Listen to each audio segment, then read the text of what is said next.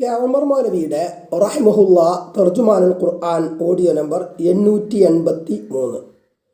സൂറത്തു യാസീൻ ആയത്തുകൾ 1 മുതൽ 37 വരെ. Page number 1534. സൂറത്തു യാസീൻ വചനങ്ങൾ 83. മക്കയിൽ അവതരിച്ചത്. യാസീൻ ഖുർആന്റെ ഹൃദയമാകുന്നു എന്ന് നബി സല്ലല്ലാഹു അലൈഹി വസല്ലമ പറഞ്ഞിരിക്കുന്നു എന്ന ഹദീസ് ദുർബലമാണ്.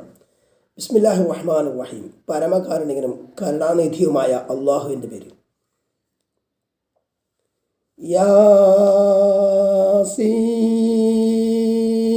യാസീൻ വൽ ഖുർആനിൽ ഹകീം ഇന്നക ലമിനൽ മുർസലീൻ അലാ സിറാത്തിൻ മുസ്തഖീം تنزيل العزيز الرحيم لتنذر قوما ما أنذر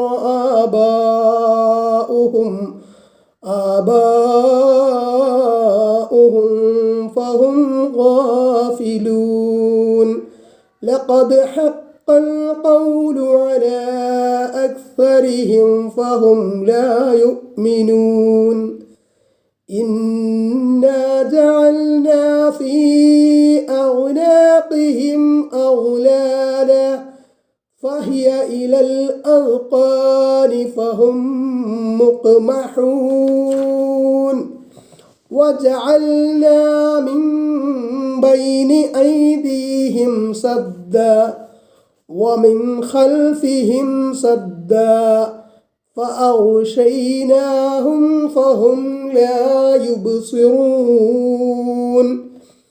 وسواء عليهم أأنذرتهم أم لم تنذرهم لا يؤمنون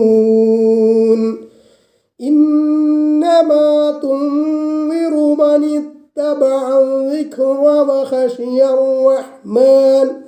وخشي الرحمن بالغيب فبشره بمغفرة وأجر كريم إنا نحن نحيي الموتى ونكتب ما قدموا وآثارهم وكل شيء أحصيناه في إمام مبين واضرب لهم مثلا أصحاب القرية إذ جاءها المرسلون إذ أرسلنا إليهم 2 فكذبوهما فعززنا بثالث فقالوا إنا إليكم مرسلون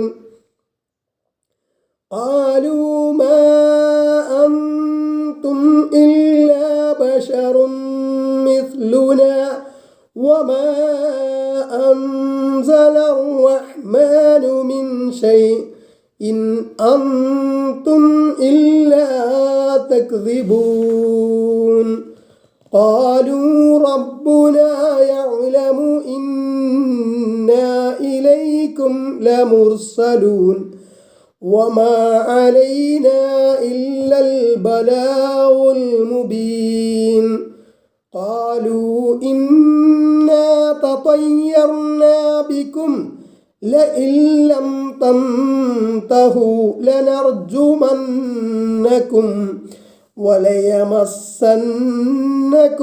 منا عذاب أليم قالوا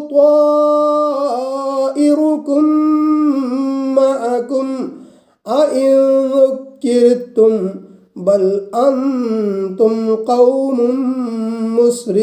مسرفون وجاء من أقصى المدينة رجل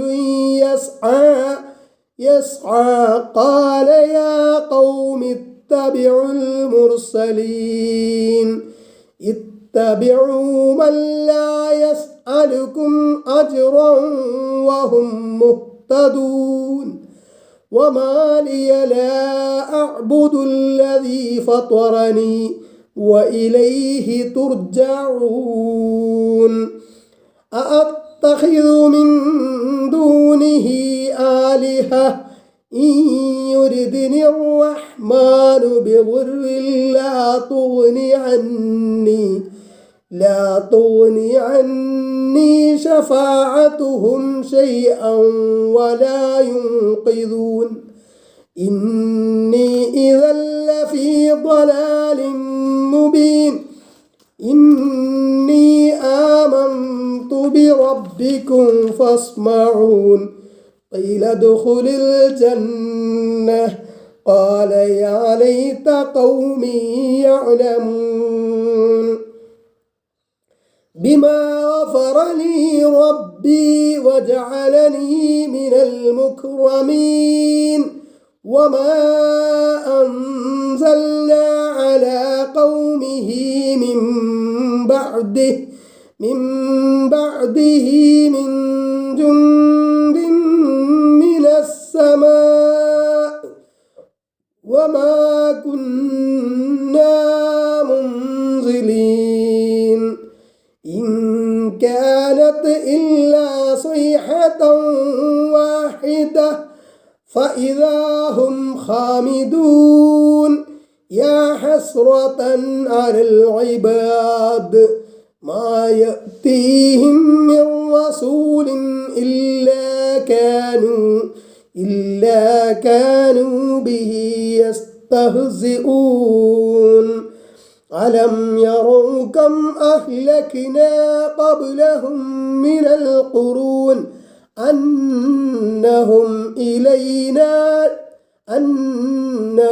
إليهم لا يرجعون وإن كل لما جميع لدينا محضرون وآية لهم الأرض الميتة أحييناها وأخرجنا منها حبا فمنه يأكلون وجعلنا فيها جنات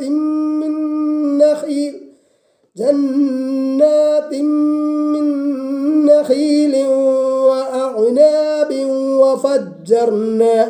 وفجرنا فيها من العيون ليأكلوا من ثمره وما عملته أيديهم أفلا يشكرون سبحان الذي خلق الأزواج كلها مما تنبت الأرض ومن أنفسهم ومما لا يعلمون وآية لهم الليل نسلخ منه النهار فإذا هم مظلمون ഉമർ മൗലവിയുടെ റഹിമഹുല്ല തർജുമാനുൽ ഖുർആൻ ഓഡിയോ നമ്പർ 884 സൂറത്ത് യാസീൻ ആയത്ത് 1 പേജ് നമ്പർ 1534 യാസീൻ ചില സൂറത്തുകളുടെ ആരംഭത്തിലുള്ള ഇത്തരം കേവലാക്ഷരങ്ങളെ സംബന്ധിച്ച് സൂറത്തുൽ ബഖറയുടെ തുടക്കത്തിൽ വിവരിച്ചത് ശ്രദ്ധിക്കുക. ഇബ്നു അബ്ബാസ് റളിയല്ലാഹു അൻഹുമ, ഇക്രിമ റളിയല്ലാഹു അൻഹു, ഹസൻ റളിയല്ലാഹു അൻഹു, സുഫിയാൻ റളിയല്ലാഹു അൻഹു എന്നിവരിൽ നിന്ന് യാസീൻ എന്നാൽ യാ ഇൻസാൻ, ഹേ മനുഷ്യ എന്നർത്ഥമാണെന്ന് ചില റിപ്പോർട്ടുകൾ ഉണ്ട്. ആയത്ത് 2 വൽ ഖുർആനിൽ ഹകീം, തത്വസമ്പൂർണമായ ഖുർആൻ തന്നെയാണ് സത്യം. ആയത്ത് 3 ഇന്നക ലമിനൽ മുർസലീൻ, നിശ്ചയമായി നീ ദൈവദൂതന്മാരിൽപ്പെട്ടവൻ തന്നെ, താങ്കൾ അള്ളാഹുവിങ്കൽ നിന്ന് നിയുക്തനായ റസൂൽ തന്നെ എന്നുള്ളതിന് പരിശുദ്ധ ഖുർആൻ മതിയായ സാക്ഷിയാകുന്നു. ഖുർആൻ്റെ തുടക്കം തന്നെ വായിക്കുക എന്നാണല്ലോ. അക്ഷരമാല പഠിക്കാത്ത, ജീവിതത്തിൽ യാതൊന്നും വായിക്കുകയോ എഴുതുകയോ ചെയ്തിട്ടില്ലാത്ത മുഹമ്മദ് നബി സല്ലല്ലാഹു അലൈഹി വസല്ലമയോട് വായിക്കാൻ കൽപ്പിക്കുന്നത് ആരാണ്? എന്ത് വിചാരിച്ചാലും നടക്കട്ടെ എന്ന് പറഞ്ഞാൽ നടന്നു കഴിയും. അത്രയും മികച്ച ശക്തിയുള്ളവൻ യാതൊന്നും പഠിക്കാത്ത ആളോടാണ് എല്ലാവരെയും പഠിപ്പിക്കുന്ന മഹാഗുരുനാഥനാകുവാനാണ് കൽപ്പിക്കുന്നത്.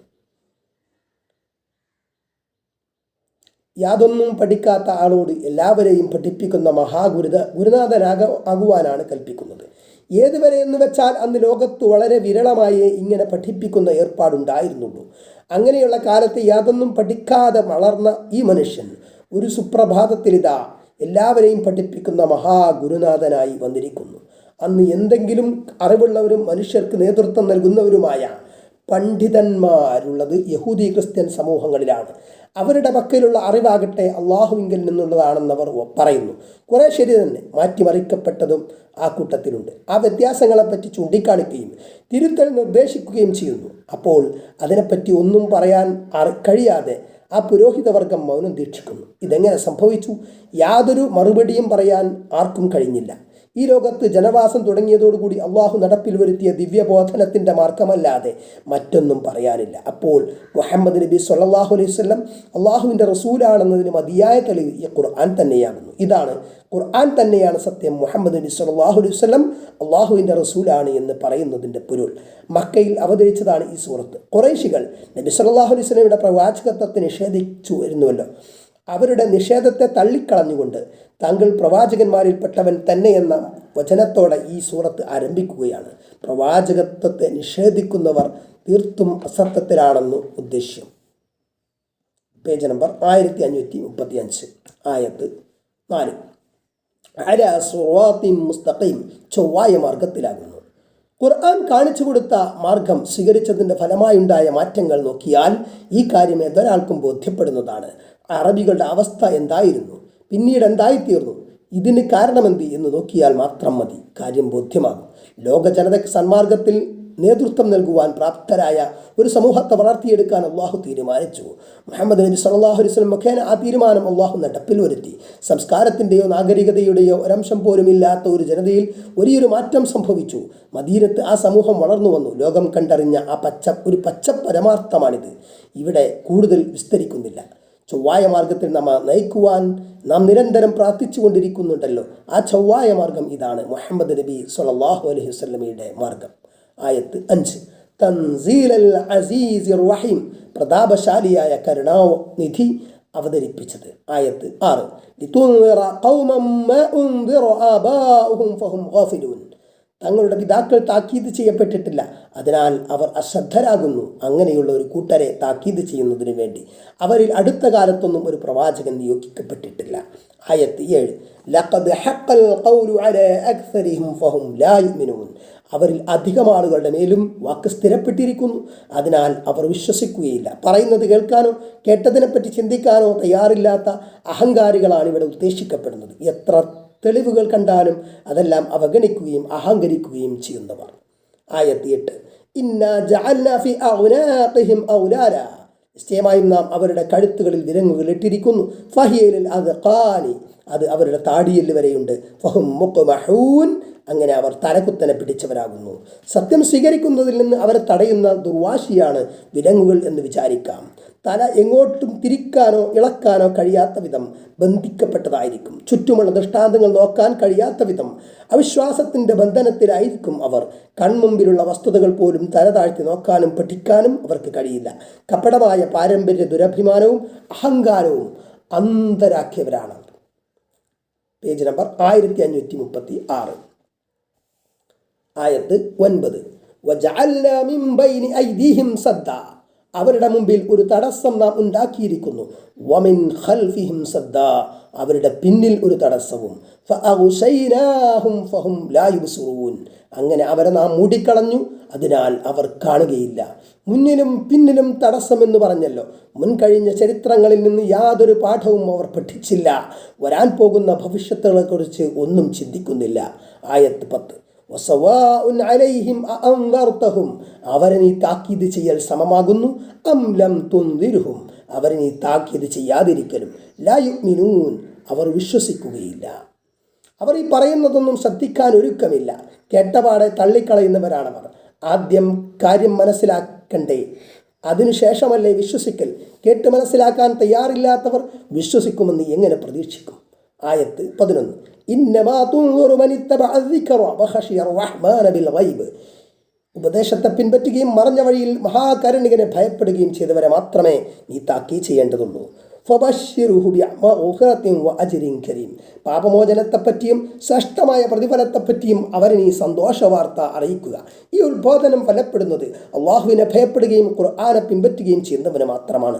അഭൗതികമായ മാർഗത്തിൽ പരമകാരുണികനെ ഭയപ്പെടുക കാര്യമാണ് ആദ്യം ചൂണ്ടിക്കാണിക്കുന്നത്. ആ ഭയഭക്തിയാണ് ദൈവിക മാർഗനിർദ്ദേശങ്ങൾ പിൻപറ്റാൻ വഴിയൊരുക്കുന്നത്. നാട്ടുകാരെയും ജനങ്ങളെയും ഭയപ്പെട്ടുകൊണ്ട് തെറ്റ് ചെയ്യാതിരിക്കുന്നവർ ധാരാളമുണ്ട്. ഈ തടസ്സമില്ലാതാകുമ്പോൾ തെറ്റ് ചെയ്യാനൊരു മടിയും അവർക്കില്ല. അള്ളാഹു എപ്പോഴും കണ്ടുകൊണ്ടിരിക്കുന്നുണ്ട്. അവൻ്റെ ശിക്ഷ ഭയപ്പെട്ടുകൊണ്ടും പ്രതിഫലം ആശിച്ചുകൊണ്ടും നിഷിദ്ധങ്ങളിൽ നിന്ന് അകന്നു നിൽക്കുന്നവന് രക്ഷയുണ്ട്. മതത്തിലെ കൽപ്പനാ നിർദ്ദേശങ്ങളും വിധിവിലക്കുകളും മാനിക്കാൻ തയ്യാറുള്ളവനാണ് അന്തിമ വിജയം. ആയത്ത് 12. ഇന്നാ നഹ്നു നുഹ്യിൽ മൗത, നിശ്ചയമായും നാം മരിച്ചവരെ പുനർജീവിപ്പിക്കുന്നതാകുന്നു. Page number 1537. വനക്തുബു മാ ഖദ്ദമു വആഥാറഹും, അവർ മുൻകൂട്ടി ചെയ്തതും അവയുടെ അനന്തരഫലങ്ങളും നാം എഴുതി വെക്കും. അബ്ദുല്ലാഹിൽ ബജലി റഹിമഹുല്ലാ ഉദ്ധരിക്കുന്നു, നബി സല്ലല്ലാഹു അലൈഹി വസല്ലം പറഞ്ഞു, ഒരാൾ ഒരു നല്ല നടപടിക്രമം നടപ്പാക്കിയാൽ അവന് അതിൻ്റെ പ്രതിഫലവും അവന് ശേഷം അതനുസരിച്ച് പ്രവർത്തിക്കുന്നവരുടെ പ്രതിഫലവും അവരുടെ പ്രതിഫലങ്ങളിൽ നിന്ന് ഒട്ടും കുറവ് വരാതെ തന്നെ ഉണ്ടായിരിക്കും. ഒരാൾ ഒരു ദുഷിച്ച നടപടി നടപ്പാക്കിയാൽ അവന് അതിൻ്റെ കുറ്റവും അതനുസരിച്ച് പ്രവർത്തിക്കുന്നവരുടെ കുറ്റവും അവരുടെ കുറ്റങ്ങളിൽ കുറവ് വരുത്താതെ തന്നെ ഉണ്ടായിരിക്കുന്നതാണ്. പിന്നീട് നബി സല്ലല്ലാഹു അലൈഹി വസല്ലമ ഈ ആയത്ത് ഓതുകയും ചെയ്തു. മുസ്ലിം 26:74. ഇവിടെ അബ്ദുല്ലാഹിൽ ബജലി റളിയല്ലാഹു അൻഹു എന്നാണ്, ഞാൻ റഹിമഹുല്ലാ എന്നാണ് വായിച്ചത്. സ്വഹാബിയാണ് അദ്ദേഹം.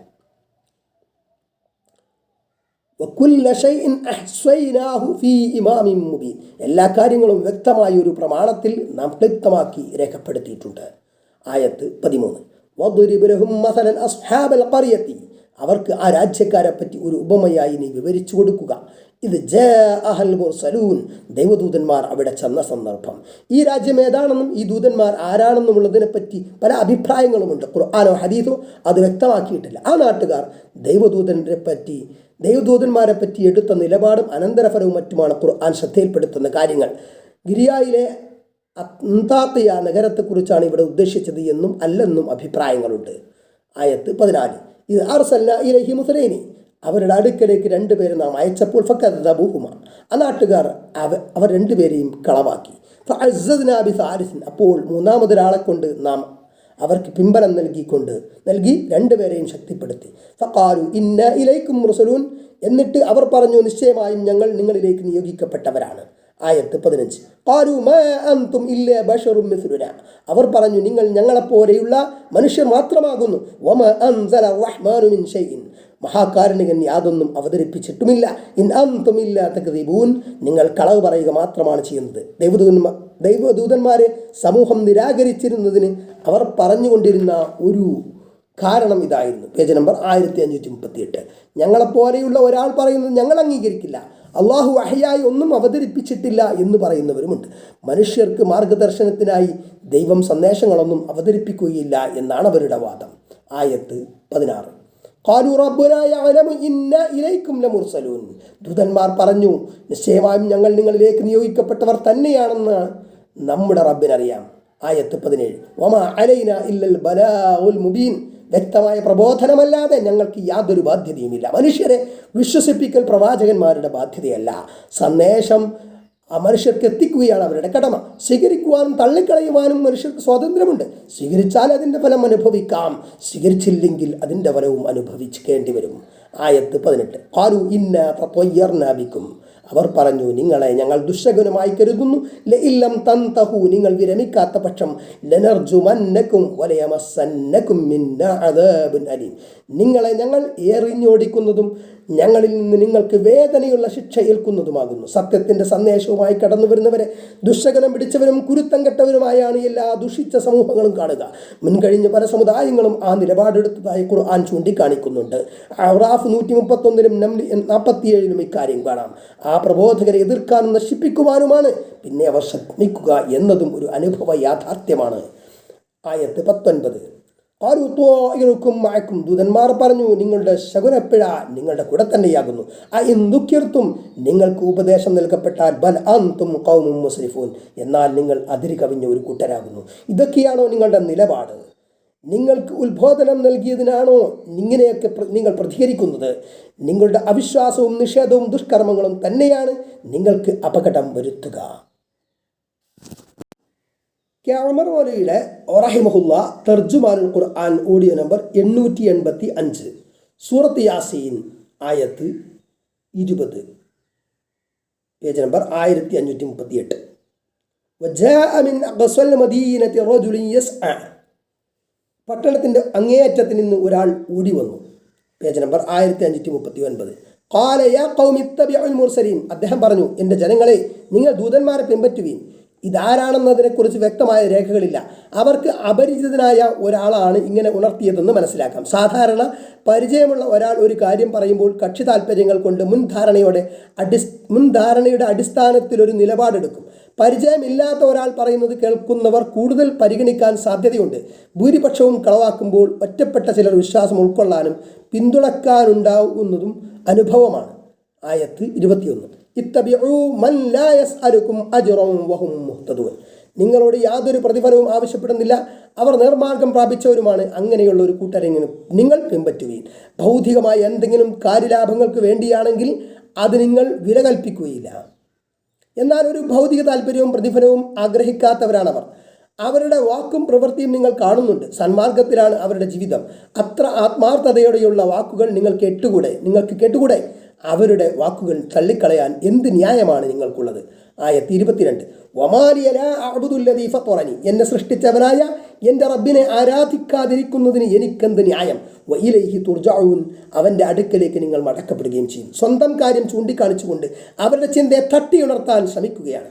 സൃഷ്ടിച്ച് പരിപാലിക്കുന്ന അള്ളാഹുവിനെ ആരാധിക്കാതിരിക്കാൻ യാതൊരു ന്യായവുമില്ല. മരണശേഷം ചെല്ലുന്നതും അവങ്കിലേക്കാണ്. സൃഷ്ടിച്ചവനെ ആരാധിക്കുക എന്നതാണ് ന്യായവും യുക്തിയും. ആയത്ത് 23. അത്തഖിദു മിൻ ദൂനിഹി ആലിഹതൻ ഇൻ യുരിദ്നി റഹ്മാനു ബിദുർരിൻ ലാ തുഗ്നി അന്നീ ശഫാഅതുഹും ശൈഅൻ വലാ യുൻഖിദൂൻ, മഹാകാരുണികനായ റബ്ബ് എനിക്ക് വല്ല ദുരിതവും ഉദ്ദേശിച്ചാൽ ശിപാർശ പറഞ്ഞ് അതിൽ വല്ലതും ഒഴിവാക്കുവാനോ എന്നെ രക്ഷിക്കുവാൻ കഴിവില്ലാത്തവരോ ആയ ഇലാഹുകളെ അള്ളാഹുവിന് പുറമെ ഞാൻ സ്വീകരിക്കുകയോ? ആയത്ത് 24. ഇന്നി ഇദൻ ലഫീ ളലാലിൻ മുബീൻ, അങ്ങനെ ചെയ്താൽ ഞാൻ വ്യക്തമായ വഴികേടിലായിരിക്കും. ആയത്ത് 25. ഇന്നി ആമന്തു ബിറബ്ബിക്കും ഫസ്മഊൻ, നിങ്ങളുടെ റബ്ബിൽ ഞാൻ വിശ്വസിച്ചിരിക്കുന്നു, അതുകൊണ്ട് നിങ്ങൾ എന്നിൽ നിന്ന് കേൾക്കുക. Page number 1540. ആയത്ത് 26. ഖീല ദുഖുലിൽ ജന്ന, സ്വർഗത്തിൽ പ്രവേശിക്കുക എന്ന് പറയപ്പെട്ടു. ഖാല യാ ലൈത ഖൗമി യഅലമൂൻ, അദ്ദേഹം പറഞ്ഞു, എൻ്റെ ജനങ്ങൾ അറിയുമായിരുന്നെങ്കിൽ. ആ നല്ല മനുഷ്യൻ അക്രമികളാൽ മരണപ്പെട്ടുവെന്നാണ് വ്യാഖ്യാതാക്കൾ പറയുന്നത്. സ്വർഗപ്രവേശത്തിന് അർഹനായ സന്ദർഭത്തിലും അദ്ദേഹം തൻ്റെ ജനങ്ങളെപ്പറ്റി ദുഃഖിക്കുന്നു. സൃഷ്ടാവും പരിപാലകനുമായ റബ്ബിൽ വിശ്വസിച്ച് സന്മാർഗം പിൻപറ്റിയതുകൊണ്ട് അദ്ദേഹം സ്വർഗാവകാശിയെ തീർന്നു. ദൈവദൂതന്മാരെ ധിക്കരിക്കുകയും തന്നെ കൊലപ്പെടുത്തുകയും ചെയ്ത ആ ജനതയെ അദ്ദേഹം വെറുക്കുന്നില്ല. അവർ സന്മാർഗത്തിലായിരുന്നെങ്കിൽ എന്ന് മോഹിക്കുകയാണ്. സന്മാർഗം സ്വീകരിച്ച തൻ്റെ പര്യവസാനം അവർ അറിഞ്ഞിരുന്നെങ്കിൽ എത്ര നന്നായേനെ എന്ന് അദ്ദേഹം ആശിക്കുന്നു. ആയത്ത് 27. ബിമാ ഗഫറ ലി റബ്ബി, എൻ്റെ റബ്ബി എനിക്ക് പുറത്തു തന്നതിനെ സംബന്ധിച്ച്, വജഅലനി മിനൽ മുക്റമീൻ, എന്നെ ആദരണീയരിൽ ഉൾപ്പെടുത്തിയതിനെ സംബന്ധിച്ചും എൻ്റെ ജനത അറിഞ്ഞിരുന്നെങ്കിൽ, ആ ജനത ദൈവദൂതന്മാരെ അനുസരിക്കുകയും സന്മാർഗം സ്വീകരിക്കുകയും ചെയ്തിരുന്നെങ്കിൽ താൻ സ്വർഗാവകാശിയായതുപോലെ തൻ്റെ ജനതയും രക്ഷ പ്രാപിക്കുമായിരുന്നല്ലോ എന്ന് മോഹിക്കുന്നു. ആയത്ത് 28. വമാ അൻസൽനാ അലാ ഖൗമിഹി മിൻ ബഅദിഹി മിൻ ജുൻദിൻ മിനസ് സമായി, അദ്ദേഹത്തിന് ശേഷം നാം ആകാശത്തിൽ നിന്നൊരു സൈന്യത്തെ അദ്ദേഹത്തിൻ്റെ ജനങ്ങളുടെ മേൽ അയക്കലുണ്ടായിട്ടില്ല. വമാ കുന്നാ മുൻസിലിൻ, നാം അങ്ങനെ സൈന്യത്തെ ഇറക്കുന്നവരായിരുന്നുമില്ല. സത്യനിഷേധികളായ അവരെ പിടികൂടി ശിക്ഷിക്കാൻ അള്ളാഹുവിന് സൈന്യത്തെ അയക്കേണ്ട ആവശ്യമൊന്നുമില്ല. എന്നാൽ അവരുടെ നിഷേധം കാരണമായി അള്ളാഹു അവരെ ശിക്ഷിച്ചു. ആകാശത്തിൽ നിന്ന് അതിനായി സൈന്യത്തെ ഇറക്കേണ്ട ആവശ്യമൊന്നുമില്ല. പിന്നെ എന്തുണ്ടായി? ആയത്ത് 29. അത് കേവലം ഒരൊറ്റ ശബ്ദം മാത്രമായിരുന്നു. ഫഇദാഹും ഖാമിദൂൻ, അപ്പോഴതാ അവർ നശിച്ച് കെട്ടടങ്ങിയവരായി. ആക്രമികളെ നശിപ്പിക്കാൻ ഒരു പ്രയാസവും ഉണ്ടായില്ല. ഒരു കൂട്ടരെ നശിപ്പിക്കാൻ അള്ളാഹുവിന് പ്രത്യേക സന്നാഹമൊന്നും വേണ്ട. ഘോരമായ ഒരു ശബ്ദം, അതുമാത്രം. അതോടെ അവർ നാം അവശേഷമായി. ആയത്ത് 30. യഹസ്റതൻ അലൽ ഇബാദ്, ആടിയാന്മാരുടെ കാര്യം എത്ര പരിതാപകരം. Page number 1541. യാതൊരു ദൂതൻ വന്നപ്പോഴും അവർ അദ്ദേഹത്തെ പരിഹസിക്കാതെ വിട്ടിട്ടില്ല. ആയത്ത് 31.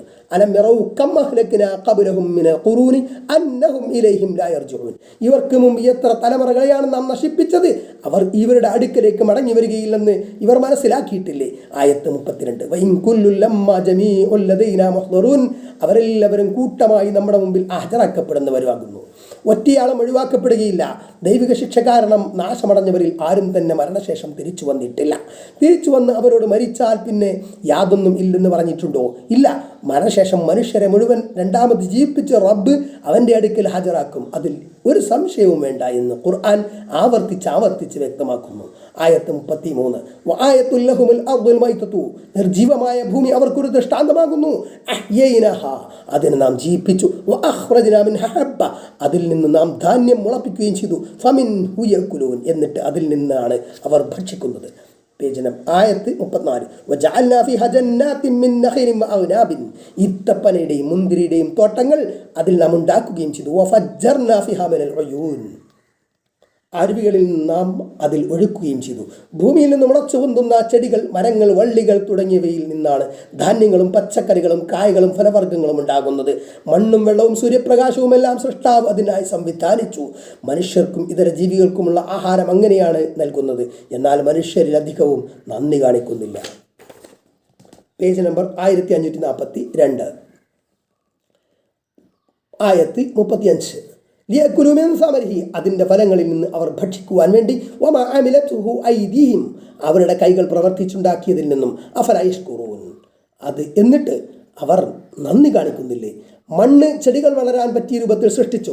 വെള്ളം മണ്ണിലെത്തി വേരുകൾ വലിച്ചെടുത്ത് സൂര്യപ്രകാശത്തിൽ കായ്ക്കനികളും ധാന്യങ്ങളും ഉണ്ടാകുന്ന തരത്തിൽ സംവിധാനിച്ചു. വിവിധ തരത്തിലുള്ള വിത്തുകളിൽ നിന്ന് നാനാതരം കായ്കളും ഫലമൂലാദികളും ഉൽപ്പാദിപ്പിച്ചു. ഈ പഴവർഗ്ഗങ്ങളും മറ്റുമെല്ലാം അള്ളാഹു മനുഷ്യർക്ക് ഉണ്ടാക്കി കൊടുക്കുന്നതാണ്. അധ്വാനിക്കുന്നുണ്ടെങ്കിലും മനുഷ്യർ സ്വന്തമായി യാതൊന്നും ഉണ്ടാക്കിയിട്ടില്ല.